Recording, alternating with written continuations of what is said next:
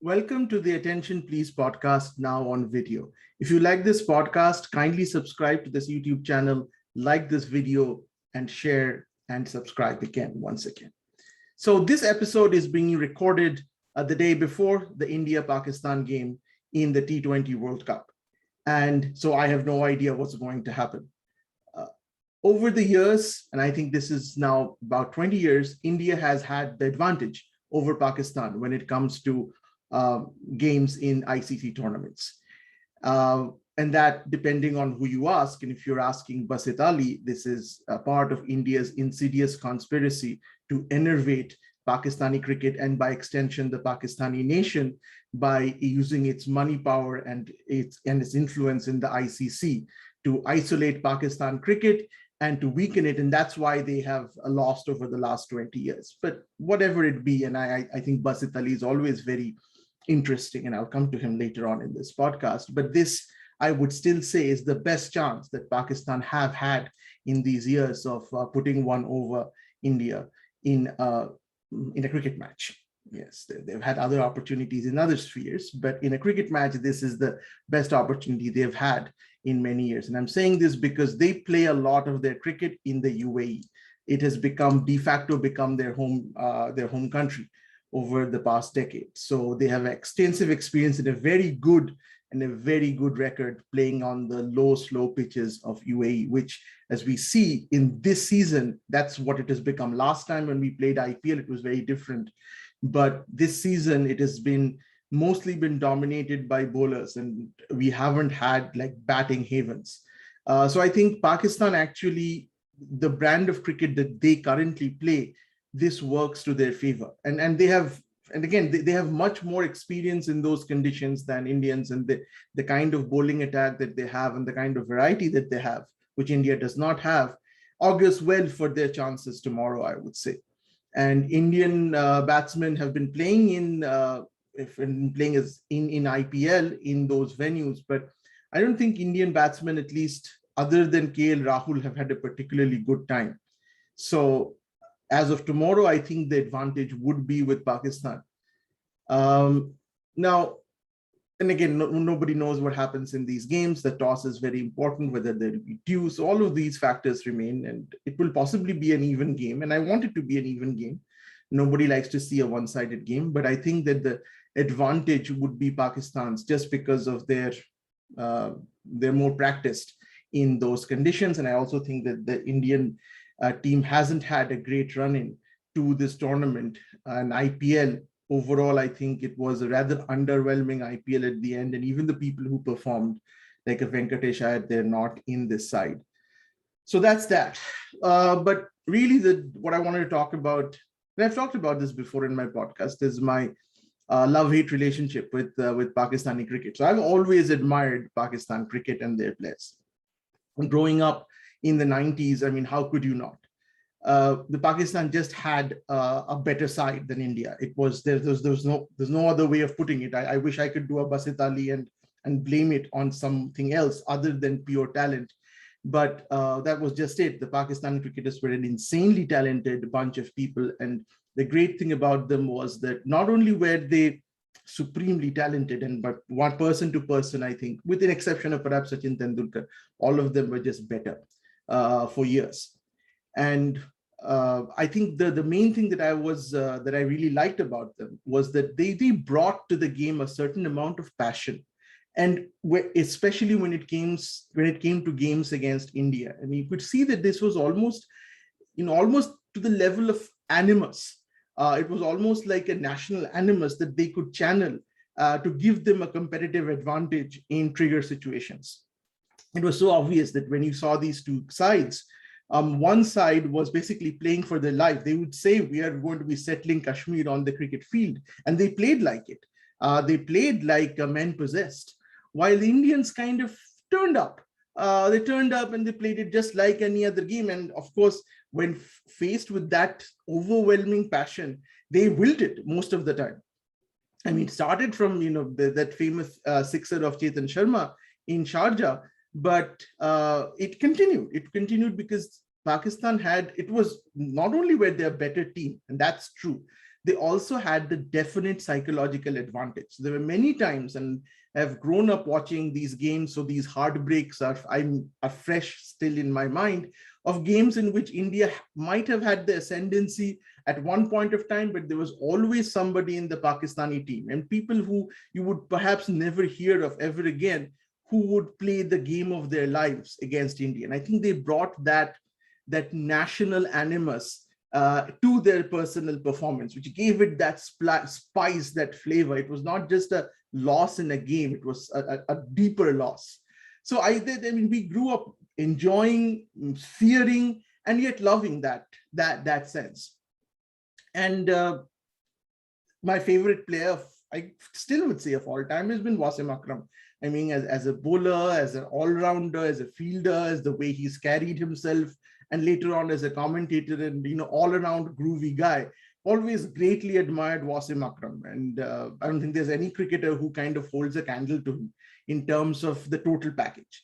So again, what I'm saying here is kind of my love-hate relationship with Pakistani cricket. I really do respect and admire their cricketers and the classic Pakistani attitude towards the attitude that they brought, which we didn't have. We didn't have that aggressiveness. It changed in 1996 in that game in World Cup, where for the first time, Venkatesh Prasad of all people, you know, the dam was broken. And it was, you know, when Amir Sohail showed him that bat, normally past generations of Indian cricketers would have psychologically given Pakistan the edge right then and there.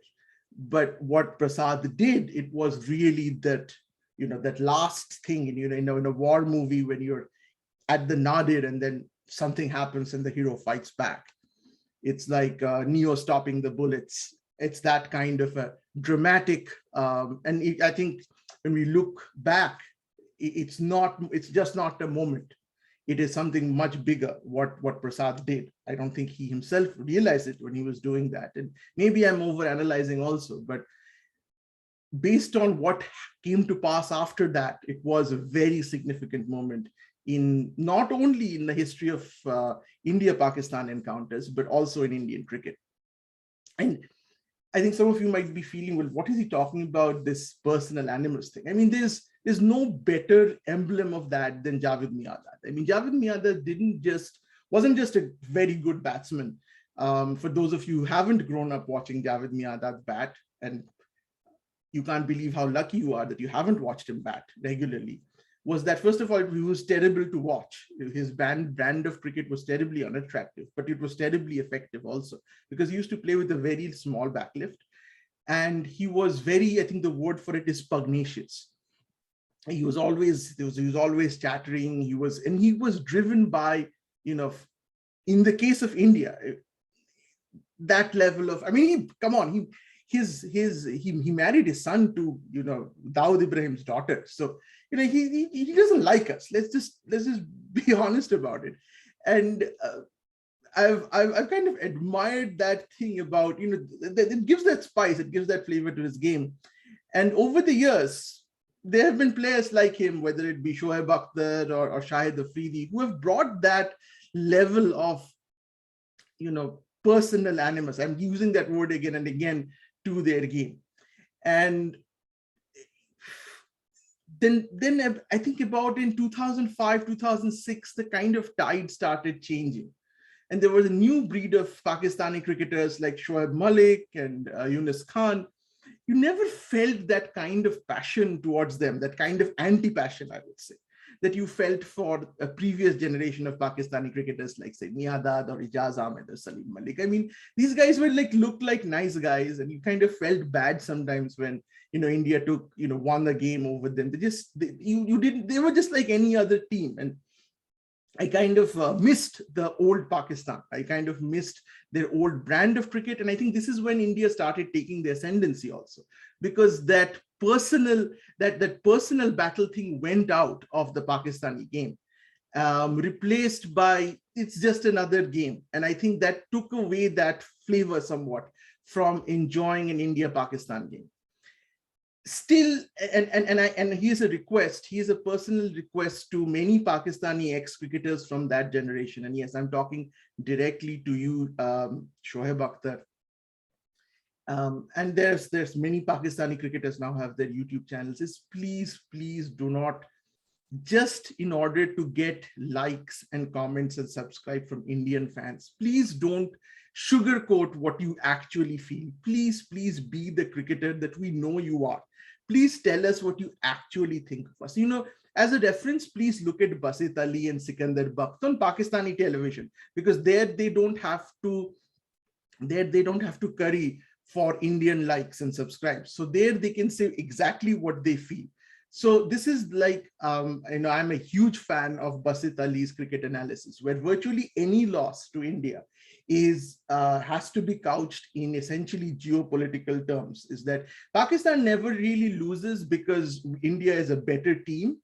They lose because there has been a conspiracy against Pakistan through ICC done by India, whether it be preventing different countries from touring Pakistan, whether it be weakening their cricketing infrastructure, however it be. And in a way, I feel proud, because I feel, my God, my own Indian government is so powerful that they can do something like this, that they can take what was definitely a far better team and reduce them to this. And I know it's not true, but it still feels fun watching Basit Ali and he's the best of all of them, go on about match fixing, everything that happens is a conspiracy which is hashed by India. And I just so much enjoy it because it's so laughable. And I really enjoy it. It's like nowadays we don't make, really quality B-grade, C-grade Bollywood movies like Gunda and Loha. So this is one of the ways in which I get my fix of, so bad it's good. The other way I get it is by watching Republic TV, of course. So the last thing that I wanted to talk about before this game is perhaps the most controversial thing is, should we be playing Pakistan in cricket? And I've had this, and the reason why I went over all of this is because I love India-Pakistan cricket. So this is not what I'm going to say is not, it's perhaps more important because it comes from somebody who has admired Pakistan cricket, who has admired their talent. I don't think it's because of any conspiracy. They were just good. They just had better pace bowlers. They just had more attacking batsmen, and they just gelled together much better as a team than we did for many years. And so what I'm going to say does not stem from anything else other than the fact that in the current political situation that we are currently in, I always have found the fact that we go and play Pakistan in these international tournaments, we don't play them otherwise. But come to ICC tournaments, we go and play them. And I've never really been able to understand the consistency of the messaging here. Either we decide that we are going to have normal sporting relations with Pakistan, that Pakistan is not per se any different from, let's say, Australia, or we say that, no, they are different. This is a country which has been waging proxy war against India for decades, and with no sign of abating, going back on multiple promises. So we will just refuse to play cricket with them. We will refuse to have any kind of people-to-people contact with them till we believe that they have taken adequate steps. Now, obviously, we don't believe that they have taken adequate steps, because that's why we don't have bilateral series. So given that we don't have bilateral series, I really don't understand why we go and then play them in a ICC tournament. People would say, well, if we don't play them in an ICC tournament, we're giving them the game. I mean, this is forfeiting a battle. Why would we forfeit a battle to them, of all people? And to me, it's like, all right, let's take a step back, man. This is not a battle. This is a cricket game. And for me, the more important thing is not that we are forfeiting 2 points. The fact is that we are expecting our soldiers to die for our country, to take bullets in Kashmir, which basically is sponsored by Pakistan. We are doing that, and we're expecting people to die while at the same time we go and play cricket with them. That to me is incongruous. during apartheid, during South Africa's apartheid, there was a whole lot of countries who did not play sports with them for decades. And so it wouldn't have been that, okay, we won't go and play a bilateral series, but then if you go to Olympics or if you go to Davis Cup and we have to go and play you, then we'll go and play you because otherwise we will lose the Davis Cup. No, if it's a matter of principle, it's a matter of principle everywhere. So either you say that, we don't believe in that principle, we believe that sports and politics should be detached, which again, I don't agree with it. I think that you can't detach politics from anything. It's part of the human condition. So that's BS.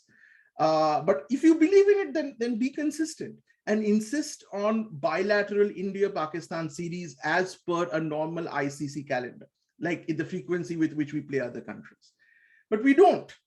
Given that we don't, I just don't then see the pragmatic. I understand that we don't want to lose the tournament, but is it important? Or is it more important to show the world that we as a cricket crazy nation are still willing to lose a tournament? We are willing to give up our points because we actually sincerely feel that this is a country which is doing bad by us, not by, not the Basit Ali way of like, the reason why Hardik Pandya's back is injured is because of the Pakistani conspiracy. No, not something like that. But we actually, and this is beyond doubt, is that cross-border terrorism is something that we as a country take seriously enough. We take seriously enough what is going on in Kashmir for decades, and we are taking a consistent stance against that.